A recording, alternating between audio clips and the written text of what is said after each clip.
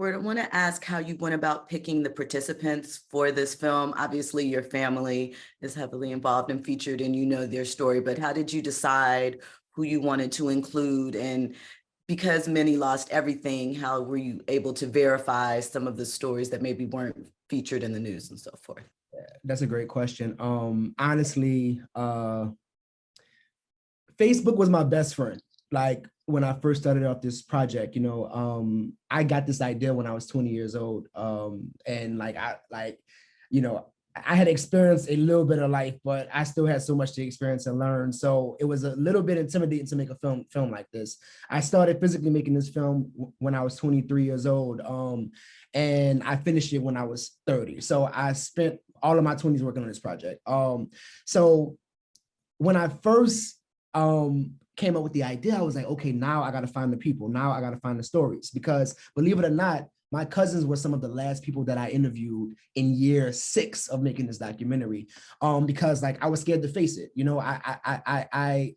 I was scared to face it, So what I did first was I went to Facebook and like I made a post and I was like, I want to do a story about the children who experienced Hurricane Katrina, and I want to hear like how y'all are today. And it was just this overwhelming response. It was like at least 25 to 30 people who wanted to share their stories, and that was a lot to me, and literally I let all of them come. And, we all met at this art gallery, and, I just did like what I realized was just it was like development. And like, we just talked about, some of the stories like on the surface. And then after that, I took some of those and like, I followed up with them throughout the years. And that was the initial, process to finding my subjects. And most of them are my friends. That's why these stories are told with so much trust and comfort, and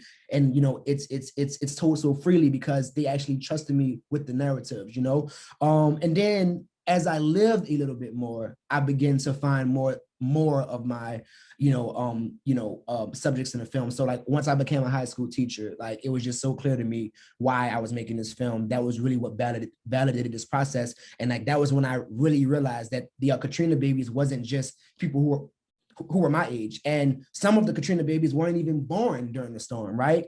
And, I knew that I had to also, include my students. So it was a range of, strategies that strategies and real life that led me to, casting for this documentary. So Edward, you talked about your journey to put this together. What did you learn about filmmaking over the course of these 6 or 7 years in storytelling? Because I'm sure what you said your vision was just you wanted to make it and maybe put it on YouTube, but I'm sure it changed as far as certain elements over the course of that time. So yeah,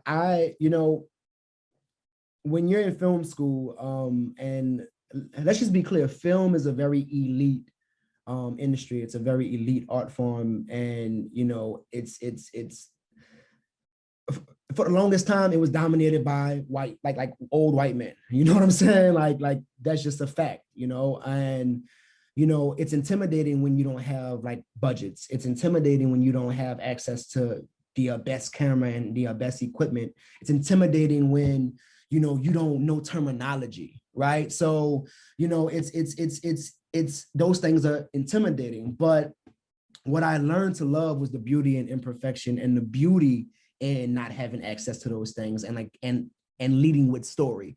I in 2014, I interned for Spike Lee on Old Boy in New Orleans. I was attending Dillard University, a HBCU in New Orleans.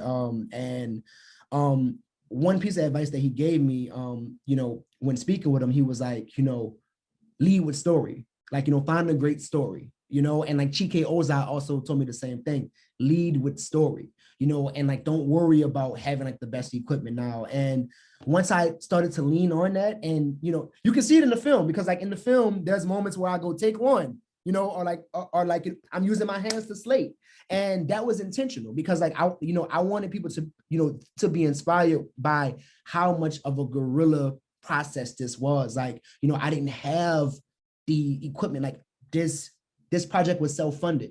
I didn't get funding until year 6 when I began to edit. So it was completely like self-funded with like the help of like maybe like a few you know crowdfunding campaigns. But you know, what I learned the most is that if you lead with story, your journey would like your path will work itself out. And like I also learned about working across and not always looking to work up. I think that like I learned this when I started talking to my peers, and when I was working with my peers and like not trying to hire the people who had the most experience. So that's just like one of those pieces of advice that like I want to give to young people who don't come from a film background, or like who don't have experience with knowing somebody like in the family who's a filmmaker. Like, lead with story, use what you have, and work across with who you have. Thank you. And I also learned terminology at while making this film at Dillon University, which changed everything. Like me knowing how to, like speak about film and speak on jobs, it definitely helped out a lot. So I definitely encourage that.